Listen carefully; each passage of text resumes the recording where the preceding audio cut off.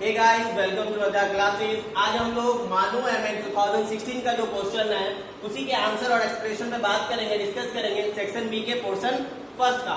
सबसे पहले हम लोग डिस्कस करेंगे 51 नंबर क्वेश्चन। जो क्वेश्चन है, तालीम में फलसफा फितरत पसंदी के हामी कौन थे। अब आपको चारों फिलॉसफी जो था, प्रैग्मेटिज्म हो और नेचुरलिज्म हो, रियलिज्म हो, आइडियलिज्म हो, सबके बारे में डिस्कस कर चुके हैं और ये याद हो चुका होगा तीनों बनाने के बाद कि इसके कौन थे। तो रोसो थे जिसने फितरत पसंदी फिलॉसफी फलसफे को दिया है। इसमें देखिए एक है जॉन लॉक। जॉन लॉक के बारे में हम लोग डिस्कस करेंगे। जॉन लॉक जो थे ना, वो फादर ऑफ लिबर्टीज में थे। फादर ऑफ लिबर्टीज के बारे में किसको जाना जाता है? जॉन लॉक को जाना जाता है। इस बात को याद रखिएगा, शायद ये आगे। उसके बाद फ्रोबेल के बारे में बात कर सकते हैं। ये भी एक फिलोसफर थे फ्रोबेल। इनको कहा जाता है फादर ऑफ किंडरगार्टन। किंडरगार्टन मतलब क्या हुआ? बच्चों पे इन्होंने बहुत काम किया था, मतलब प्ले स्कूल, नर्सरी स्कूल पे। नर्सरी स्कूल में जब भी क्वेश्चन आया किस फिलोसफर ने काम किया था, तो फ्रोबेल ने बहुत काम किया था और उसी के थ्योरी इन्होंने एक थ्योरी भी दिया गया था और इसी थ्योरी को जॉन डेवी ने आगे भी बात किया। जॉन डेवी ने इनके थ्योरी से बहुत मुतासिर थे और उन्होंने जॉन डेवी ने इनके थ्योरी से आगे अपने प्री स्कूल पे, प्राइमरी स्कूल पे जो बात की है, इन्हीं के इससे बात की है। तो याद रखने वाली बात है कि इन्होंने किस पे बात किया था? नर्सरी स्कूल पे बात किया था। 52 नंबर क्वेश्चन पे हम लोग आते हैं। 52 नंबर क्वेश्चन में है, खुदा ने सभी चीजों को अच्छा बनाया है, इंसान ने इसमें मुदाखलत की और वो मदर हो गए। ये नजरिया किस फलसफा का है? देखिए इसमें दो ऑप्शन नेचुरलिज्म और प्रैग्मेटिज्म है। ये दोनों पे तो डिस्कस ही नहीं है, ये दोनों डायरेक्ट ही कैंसिल हो गया। नेचुरलिज्म और प्रैग्मेटिज्म है। प्रैग्मेटिज्म जो है वो क्या करता है?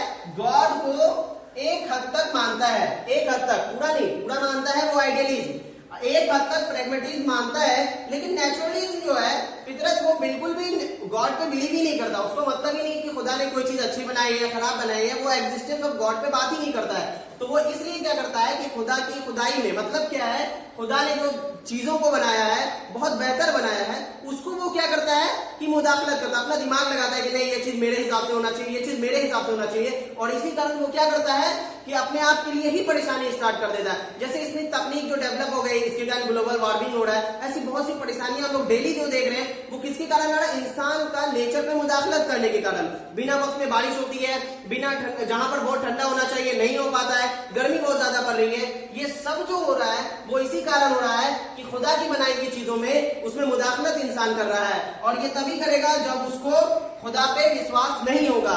और ये कौन सा फलसफा में आता है? तो नेचुरलिज्म में आता है कि वो खुदा पे, एग्जिस्टेंस पे विश्वास नहीं करता है। इसीलिए ये answer, correct answer is naturalism. अब आइए हम लोग 53 नंबर क्वेश्चन पे बात करते हैं। 53 नंबर क्वेश्चन बोल रहा है कि कौन सी फितरत फलसफे की नहीं है? फलसफे की नहीं, मतलब नेचुरलिज्म जो फिलॉसफी है, इस चारों में से कौन सा है जो उसमें नेचुरलिज्म में आपको नहीं मिलेगा? ए में ऑप्शन है ये इल्म का साइंस है। दूसरा है ये इंसान की इख्तराई ख्यालात का मजमुआ है। तीसरा है ये मुख्तलिफ नजरिया का मजमुआ है। चौथा ऑप्शन है डी, ये हक की तलाश के लिए मंसूबाबंदी की कोशिश है। देखो सबसे पहली बात, ये इल्म का साइंस है, ये वाला कॉल तो बिल्कुल आएगा। कोई भी फलसफा की बात हो, ये इल्म का साइंस है, मतलब किसी चीज को जानने की बात ही फिलॉसफी कहलाती है। ये इसमें हो गया। दूसरा देखेंगे तो ये मुख्तलिफ नजरिया का मजमुआ है। फिलॉसफी में बात जो होती है वो हर लाइन से होती है, हर तरफ से जोड़कर कोई एक बात को देना ही फलसफा कहलाता है। तो इस तरीके से क्या हो गया कि ये भी ऑप्शन सही, मतलब इसको फॉलो कर रहा है और हम लोग को नेगेटिव ढूंढना है। डी देखिए, ये हक की तलाश, बिल्कुल हक की तलाश है कि सच क्या है, इसको ढूंढना ही कहलाता है नेचुरलिज्म। और इसी को ढूंढते ढूंढते क्या किया गया है कि गॉड को एग्जिस्टेंस पे नेचुरलिज्म ने खत्म कर दिया है कि गॉड पे एग्जिस्ट नहीं करता, वो सच को ढूंढ रहे हैं।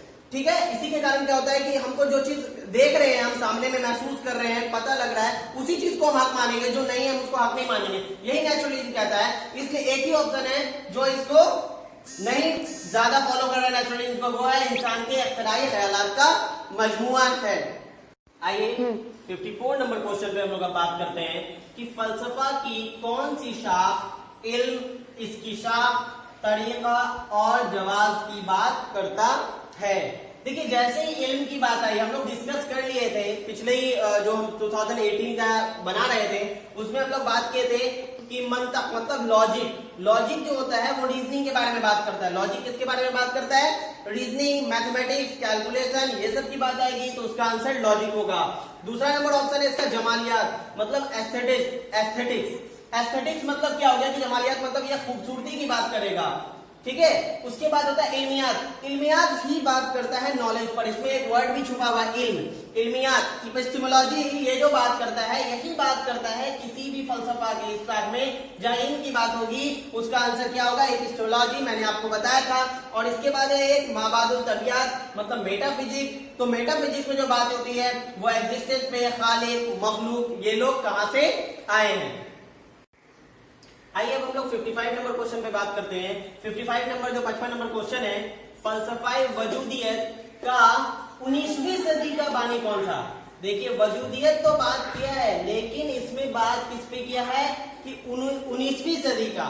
वैसे वजूदियत का जो था 19वीं सदी में आप देखिएगा तो हम लोग सबसे पहले ऑप्शन इसमें क्या है कि पहला है हेजेल, दूसरा है सोरेन किर्केगार्ड, सी है रोसो और डी है ओकॉर्नर, ठीक है। देखिए हेजल के बारे में बात करेंगे तो उनका है 1770 टू 1831। इनका डेट ऑफ बर्थ 1770 1831 है। इसका मतलब इनका जो अहम योगदान था वो था, लेकिन 19वीं सदी में 19th सेंचुरी में कुछ खास नहीं था। सोरेन किर्केगार्ड के बारे में बात करेंगे तो वो 1813 से लेकर 1855 तक थे और ये पूरा जो फिलॉसफी अपना दिए हैं, पूरा जो फिलॉसफी पे डिस्कस किए हैं वो 18th सेंचुरी पे ही किए हैं, 19th सेंचुरी पे ही किए हैं। मतलब 1813 से 1855 तक इनका लाइफ था और ये पूरे लाइफ में जो अपने डिस्कस किए हैं वो 19th सेंचुरी में ही किए हैं। इनका जो ये जो डेट किए थे उनका डेट क्या था? 11 नवंबर। 11 नवंबर याद कीजिएगा, ये हम लोग का क्या है? आजाद डे। आजाद डे हम लोग कब मनाते हैं? 11 नवंबर को। ये भी याद रखने वाली चीज है। और क्यों मनाते हैं? क्योंकि ये एज एक्सपेक्टेड मौलाना आजाद जी का क्या था? डेट ऑफ बर्थ था। इसके बाद देखिए रोसो के बारे में तो आप जानते हैं, ये कब के थे? तो 18th सेंचुरी के ये फिलोसोफर थे रोसो। और इसलिए इसका क्या हो गया कि आंसर क्या होगा? सोरेन किर्केगार्ड इसका आंसर होगा, क्योंकि 18th सेंचुरी में इन्हीं का सबसे ज्यादा योगदान था।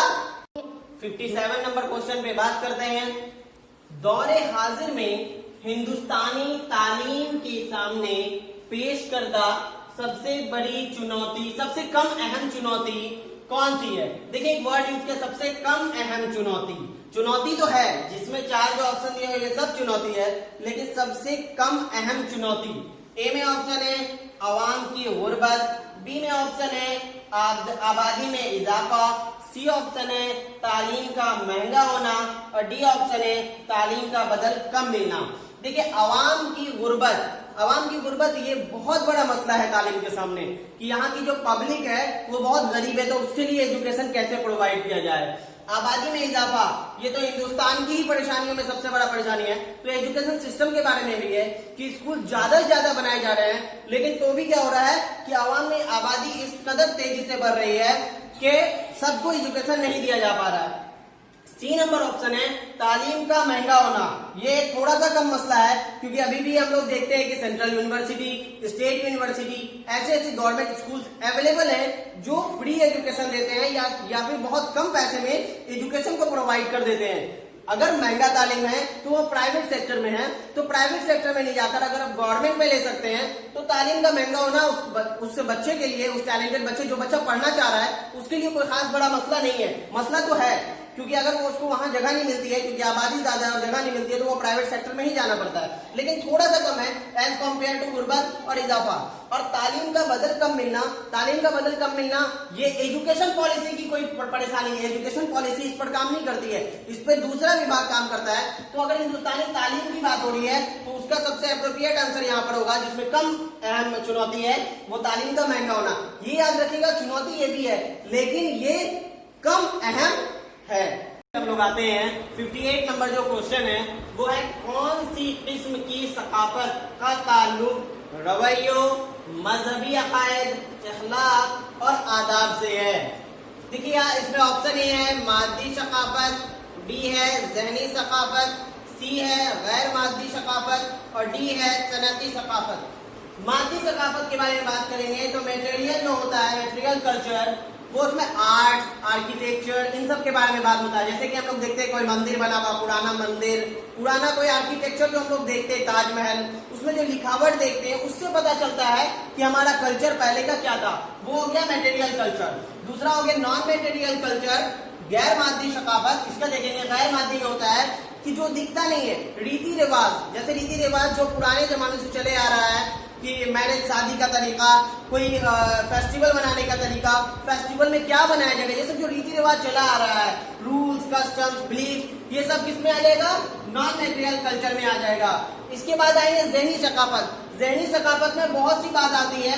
ज़हनी सकाफत में आपको एटीट्यूड की बात आएगी, आपको रहने का स्टाइल की बात आएगी, आपको रिलीजियस में बिलीफ कितना है इसकी बात आएगी। इसका मतलब इखलाक, गुड बैड, ये सारी बात किस सकाफत में की जाएगी, ज़हनी सकाफत में। इसलिए इसका आंसर ज़हनी सकाफत होगा। चलिए डी नंबर सनअती सकाफत के बारे में बात कर लेते हैं। ये हो गया इंडस्ट्रियल कल्चर। इंडस्ट्रियल कल्चर मतलब इसमें टेक्नोलॉजी की बात की जाएगी और इन्वेंशन की बात की जाएगी। अब आइए हम लोग 59 नंबर क्वेश्चन पे बात कर लेते हैं। 59 नंबर क्वेश्चन है, घर और स्कूल के इक़्तिदार के मतज़ाद निज़ाम के सबब बच्चों में पैदा होने वाले तसादुम को दूर करना, मतलब टकराव को। क्या होता है कि स्कूल में अलग माहौल रहता है बच्चों के लिए, घर पे अलग इक़्तिदार माहौल रहता है, या कोई भी वैल्यू, कोई भी चीज अलग रहता है निजाम, उन दोनों में क्या होता है, बच्चों पे टकराव होता है, उन दोनों माहौल को लेकर बच्चों को टकराव हो जाता है। इसको दूर करना, ए नंबर पूछ रहा दे रहा ऑप्शन नामुमकिन है, बी नंबर है मुश्किल है लेकिन नामुमकिन नहीं, सी नंबर है आसान है, या डी है बहुत आसान है। देखिए टकराव को दूर तो कर सकते हैं लेकिन ये नामुमकिन नहीं है, सबसे पहली बात ये वाला कट जाएगा, ठीक है, और ये आसान भी नहीं है तो बहुत आसान भी नहीं है।